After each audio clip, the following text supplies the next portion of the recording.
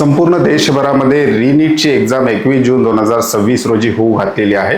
पालकांच्या आणि विद्यार्थ्यांच्या मनामध्ये आता प्रश्न आहे की रीनीटचा जो काही पेपर आहे तो कशा प्रकारे असणार आहे, इझी असणार आहे, मॉडरेट असणार आहे किंवा हार्ड लेवलचा असणार आहे, याविषयी विद्यार्थ्यांकडून विचारणा होते। परंतु आपण आजच्या व्हिडिओमध्ये डिटेल ॲनालिसिस पाहणार आहोत की मागच्या काही वर्षामध्ये जेव्हा NTA रीनीट घेण्याची वेळ आलेली होती त्यावेळेस NTA पेपर कशा प्रकारे सेट केलेला होता किंवा त्याच्याही अगोदर CBSE कडे वैद्यकीय प्रवेश प्रक्रियेसाठीचे एक्झाम घेण्याची जी काही जबाबदारी होती त्यावेळेस सुद्धा पेपर लीकचं प्रकरण झाल्यामुळे संपूर्ण देशभरामध्ये रिटेस्ट घेण्यात आलेली आहे। त्यावेळेसचा पेपर कशा प्रकारे होता याविषयी डिटेल ॲनालिसिस आपण आजच्या व्हिडिओमध्ये पाहणार आहोत। नमस्कार, मी अंकुश पाटील, तुम्ही पाहताय श्री छत्रपती अकॅडमी पुणेचे यूट्यूब चॅनल। नीटचा ॲप्लिकेशन फॉर्म भरण्यापासून ते विद्यार्थ्यांच्या प्रवेश प्रक्रियेपर्यंतचे संपूर्ण महत्त्वाचे अपडेट्स तुम्हाला या चॅनलवर मिळत असतात। त्यामुळे चॅनलवर नवीन असाल तर अशाच माहितीपूर्ण व्हिडिओसाठी श्री छत्रपती अकॅडमी पुणेच्या यूट्यूब चॅनलला सबस्क्राईब करा। अशाच प्रकारचे महत्त्वाचे अपडेट्स तुम्हाला तुमच्या व्हॉट्सअपवर हवे असतील तर डिस्क्रिप्शन बॉक्समध्ये आमच्या व्हॉट्सअप चॅनलची लिंक सुद्धा देण्यात आलेली आहे। मुख्य विषयाला सुरुवात करूयात। मुख्य विषय आहे रीनीट UG 2026 21 जून पेपर कसा असेल याच्यामध्ये आपण ऐतिहासिक ट्रेंड ॲनालिसिस पाहणार आहोत। म्हणजेच जेव्हा जेव्हा पेपर पुन्हा घेण्याची वेळ आलेली आहे तेव्हा तेव्हा ह्या एक्झाम कंडक्ट करणाऱ्या बॉडीने पेपरची काठिण्य पातळी कशा प्रकारे ठेवलेली आहे हा डाटा आपण 2015 पासून घेणार आहोत। 2015 किंवा 16ला जेव्हा रिटेस्ट झालेली होती त्यावेळेस NTA कडे ही जबाबदारी नव्हती, त्यावेळेस CBSE कडे ही जबाबदारी होती परीक्षा घेण्यासाठीची। आणि जेव्हा 2019 पासून रिटेस्ट झालेल्या होत्या त्या संपूर्ण जबाबदारी ज्या आहेत त्या NTA कडे आलेल्या होत्या। त्याच्या काठिण्य पातळी कशा प्रकारे आहे त्याचं डिटेल ॲनालिसिस आपण आजच्या व्हिडिओमध्ये पाहणार आहोत। महाराष्ट्र राज्यातील जे विद्यार्थी रीनीट 21 जूनची तयारी करत आहेत अशा विद्यार्थ्यांना मागच्या 17 वर्षातील जे आहे previous 17 years question paper with solution हे एकाच ठिकाणी पाहायचं असेल तर छत्रपती अकॅडमी पुणेचं हे कट ऑफ मंत्र ॲप आहे। कट ऑफ मंत्र ॲप डाउनलोड केलं नसेल तर डिस्क्रिप्शन बॉक्समध्ये त्याची लिंक देण्यात आलेली आहे। त्या लिंकवर क्लिक करून होम पेजवर फ्री बुकलेट अशा प्रकारचा टॅब दिसेल, त्याच्यावर क्लिक करून तुम्ही त्या ठिकाणी 17 इयर प्रीवियस क्वेश्चन पेपर अशा प्रकारचा एक टॅब दिलेला आहे आणि त्या टॅबमध्ये करिअर 360 डिग्री म्हणजेच ही जी काही नामांकित वेबसाईट आहे शैक्षणिक संस्थांसाठी किंवा विद्यार्थ्यांच्या मार्गदर्शनासाठी चांगलं काम करते, त्यांनी एक व्यवस्थित PDF त्या ठिकाणी बनवलेली आहे। त्यांच्या वेबसाईटची लिंक त्याच्यामध्ये तुम्हाला सापडेल, त्यावर क्लिक करून तुम्ही मागच्या 17 वर्षाचे वैद्यकीय प्रवेश प्रक्रियेसंदर्भातले जे काही प्रश्नपत्रिका आहेत मग ते CBSEने सेट केलेल्या असो किंवा मग नंतरच्या काळामध्ये NTA कडे ती जबाबदारी देण्यात आलेली NTAने सेट केलेल्या असो त्या एकाच ठिकाणी तुम्हाला एकाच PDF मध्ये त्या ठिकाणी पाहायला मिळतील। ॲप डाउनलोड केलं नसेल तर डिस्क्रिप्शन बॉक्समध्ये ऑनलाईन ॲप्लिकेशनची लिंक देण्यात आलेली आहे। मुख्य विषयाकडे जाऊयात। रीनीट 2026 परीक्षेच्या स्वरूपात काही बदल केलेला आहेत का तर परीक्षेच्या स्वरूपामध्ये कुठलाही बदल त्या ठिकाणी झालेला नाही। पॅटर्न जो आहे मागच्या एक्झाम सारखाच असणार आहे, माध्यम तेच असणार आहे, पेन पेपर OMR सीट मोडचं। त्याच्यानंतर अभ्यासक्रम तोच असणार आहे जो NTAने डिक्लेअर केलेला होता। त्याच्यानंतर प्रश्नांचे स्वरूप आणि वेळ याच्यामध्ये थोडासा बदल झालेला आहे, विद्यार्थ्यांना 15 मिनिटं या ठिकाणी वाढवून देण्यात आलेले आहे। हे एक थोडासा बदल याच्यामध्ये केलेला आहे। बाकी पेपरचा पॅटर्न जो आहे किंवा परीक्षेचं स्वरूप आहे ते जशाच तसं त्याच प्रकारे असणार आहे। पुढे जाऊयात की मागचा जो इतिहास आहे ज्या वेळेस ह्या कंडक्ट करणाऱ्या बॉडी आहेत त्यांना काही कारणास्तव संपूर्ण देशभरामध्ये रिटेस्ट घ्यावी लागली किंवा काही कारणास्तव नैसर्गिक आपत्ती असेल, कोविड सारखं संकट असेल, या कारणास्तव काही एरियामध्ये किंवा काही विद्यार्थ्यांसाठी रिटेस्ट अरेंज करावी लागलेली होती। त्यावेळी त्यांनी पेपर कशा प्रकारे सेट केलेला आहे ते सुद्धा आपण थोडक्यात पाहूयात। 2015 AIPMT हे संपूर्ण प्रकरण गाजलेलं होतं। ही परीक्षा जी आहे रिटेस्ट झालेली होती, संपूर्ण भारतभरामध्ये ही रिटेस्ट झालेली होती। कशामुळे रिटेस्ट झालेली होती? पेपर फुटी, पेपर लीकचंच प्रकरण होतं, सुप्रीम कोर्टाच्या आदेशानुसार रद्द। आणि ज्यावेळेस त्यांनी रिटेस्ट घेतलेली होती त्यावेळेस नवीन एक्झामची किंवा रिटेस्टची जी काही पातळी होती ती कशा प्रकारे होती? सर्वाधिक कठीण, मूळ पेपरपेक्षा लक्षणीयरित्या त्यांनी अवघड पेपर त्या ठिकाणी सेट केल्याचं जाणकारांचं म्हणणं आहे। फिजिक्सच्या बाबतीत अतिशय ट्रिकी त्यांनी क्वेश्चन पेपर नंतर जी काही रिटेस्ट झालेली आहे त्याच्यासाठी सेट केलेला होता। हा झाला 2015 ही एक्झाम कंडक्ट करण्याची जबाबदारी CBSE कडे होती तेव्हा। 2016 फेज 2 संपूर्ण भारतामध्ये पुन्हा रिटेस्ट झालेली होती। 2016ला सुद्धा अशी वेळ आलेली होती।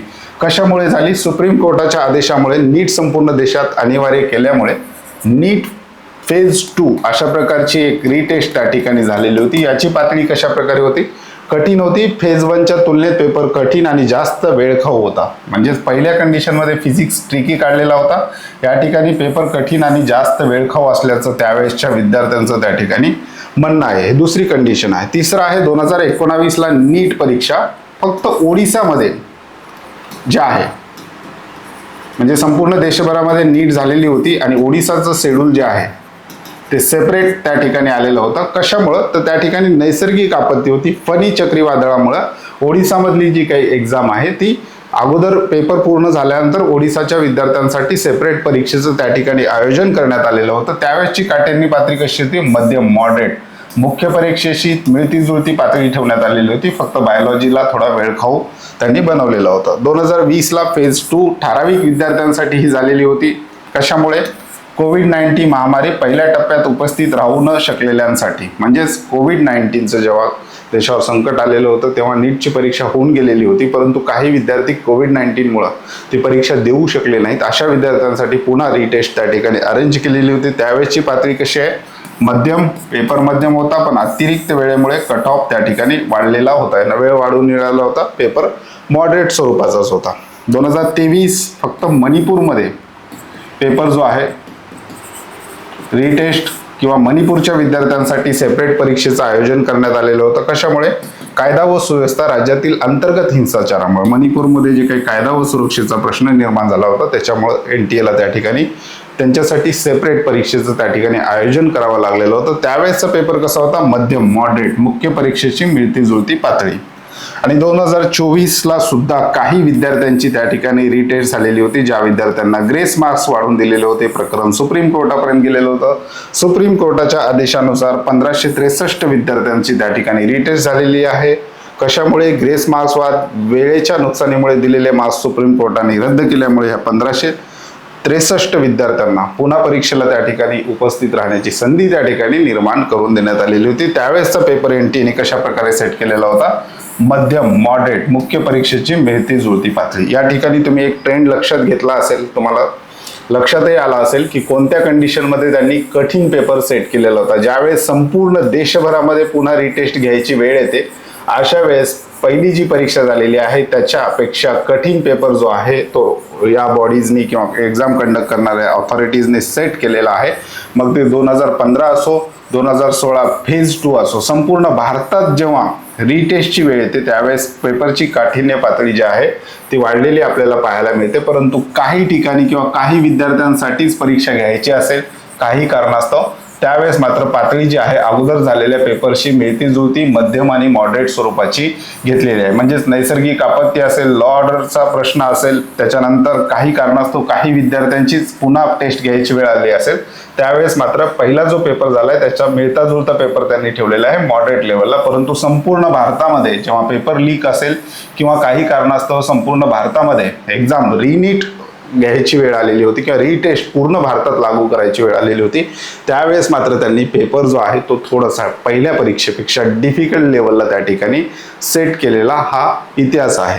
तर अशा प्रकारचा हा ट्रेंड राहिलेला आहे. यावरून आपल्याला असं लक्षात येईल की 21 जून 2026 रोजीची जी काही रिटेस्ट होणार आहे किंवा रिनीट होणार आहे त्या परीक्षेचा पेपर जो आहे अगोदर 3 मेला जो पेपर झालेला आहे त्याच्यापेक्षा काठिण्य पातळी निश्चितच त्या येणाऱ्या पेपरची जी आहे ती थोडीशी अधिक काठिण्य पातळी जास्त असणार आहे. हार्ड लेवलकडे पेपर असू शकतो, म्हणजे मॉडरेटच्या थोडंसं पलीकडं आणि अतिशय डिफिकल्ट किंवा खूप अवघडच्या थोडंसं अलीकडं अशा मध्यम लेवलचा पेपर NTA कडून सेट केला जाण्याची शक्यता आहे, जो ट्रेंड जो आपण त्या ठिकाणी बघितला आहे. अंदाजित पातळी 21 जूनची हा एक अंदाज आहे, पूर्णतः चुकीचा असू शकतो, परंतु मागच्या ट्रेंडनुसार आपण बघूया. विद्यार्थ्यांना अभ्यासासाठी आणि रिव्हिजनसाठी जास्त वेळ मिळाला असल्याचं NTA गृहीत धरून खरं तर विद्यार्थ्यांचं या ठिकाणी NTAने मानसिकतेचा सुद्धा विचार केला पाहिजे. परंतु NTA जी आहे खूप प्रॅक्टिकल बॉडी आहे.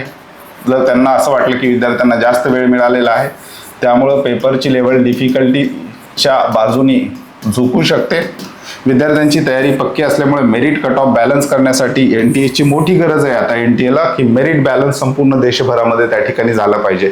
जे काही हॉटस्पॉट आहेत त्यातलेच रिझल्ट चांगले येत होते त्यावर सुद्धा संशय त्या ठिकाणी व्यक्त केला जात होता. आता NTAला संपूर्ण भारतामध्ये कट ऑफ बॅलन्स करायचं आहे. प्रत्येक सेंटरचा रिझल्ट थोडासा बॅलन्स त्या ठिकाणी ठेवण्यासाठी NTA थोडंसं डिफिकल्टी लेवलकडे जाण्याची शक्यता आहे. NTA ची प्रतिष्ठा पणाला लागलेली असल्यामुळे पेपर अधिक सुरक्षित आणि आव्हानात्मक असेल. आपण बघूया तर 2024ला NTA ला कोर्टामध्ये बराचसा अपमान सहन करावा लागलेला होता सुप्रीम कोर्टामुळे. त्यामुळे 2025चा जो पेपर आहे NTA नीटच्या इतिहासातील सगळ्यात डिफिकल्ट पेपर सेट केलेला होता. हा सुद्धा अनुभव आपल्या समोर आहे.